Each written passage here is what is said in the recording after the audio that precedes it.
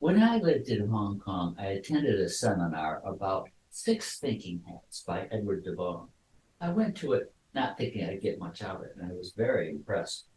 In fact, I was able to meet him, and I was so impressed, I went to the same seminar a second time to really understand it.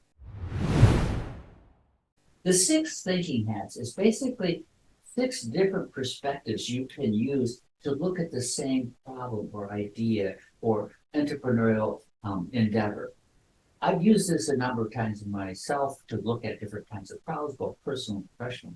But I want to tell you about a time when I helped a colleague of mine who is an entrepreneur. She had a very successful party and balloon business with one store, and she was doing very well, only about a year old, but she was doing so well. She was thinking about opening a second store. So she asked me my advice. I said, I can't give you my advice, but I can help you by going through these six thinking hats and looking at the idea of a second store in different ways from different perspectives. So, what are the six thinking hats first? Well, the first one is the white hat. That's the very neutral one. That's the objective. Give me the facts, Jack. Where do you get the data? What data do we need to make this decision? It's just very neutral and it's all about facts and being objective. The red hat is about hunches and intuition, gut feelings. I think this is where the market is going. I think this will sell. And that has a place in business too. The black hat is obviously the critic. It's the analyst. It's the person who's always pessimistic and negative and sees what's wrong with the picture. The yellow hat is Mr. Sunshine. They're optimistic. They always see what's good and the possibility. They're logically positive. The green hat is the creative one. They see the growth, they see the possibilities. They're always coming up with new ideas, new innovations. And then the final one is the blue hat, and that's the sort of the controlling part of the brain that says which of these different approaches should we use and what's the summary of all this. They're the organizing, they're process oriented. They make the overview and they make the decision. So back to my friend with the party business. She was very much wearing the red hat, and that is she was so enthused with the success of her business and she wanted to expand it and open another location. So I said, let's look at it through different hats. And I explained the hats to her. So the first thing we did when we sat down, I said, what facts do you have that would make you want to open a second store? What kinds of data do you need to know in terms of location, in terms of growth potential, in terms of inventory, margins, all the kinds of things, not only of the existing store, but what would that be in a new location, a different location? We talked about that. In fact, she had some of the data, but not a lot of it. So she needed to get more data. We talked about her emotions and her enthusiasm, and then she's a naturally positive person. That's one reason why I like her. She's always get up and go. She's a fun person, and she's an honorable person. So I said, let's back off that a little bit and get out of that mindset. And one way to do that is put on the black hat. The black hat is the pessimist. What's wrong with the idea of opening a second store? What could be the failure of this? So one of the problems with her was that she didn't have the capital to open a second store. So she was going to use her home as leverage to open the second business. So this is starting to get risky. And as a black hat, you have to say, oh, maybe that's not a smart risk. What's wrong with doing that? What if things go bad? You could lose your home on this. The yellow hat, we said, what could go right with it? Where would the location be that would be most optimistic and give you the most throughput? How could this work? And maybe the second store could somehow feed the first store, or you could have some kind of synergy doing them. So we had a lot of conversation about that. She was very good at that. The green hat is the creative one.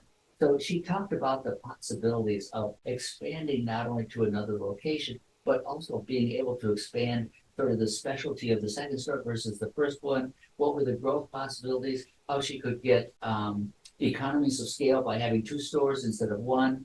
She was full of ideas about how this could go. Then we stepped back and we said, okay, let's put on our blue hats.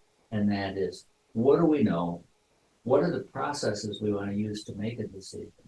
How should we organize this and overview it and make a decision? We did that. And we came to different conclusions.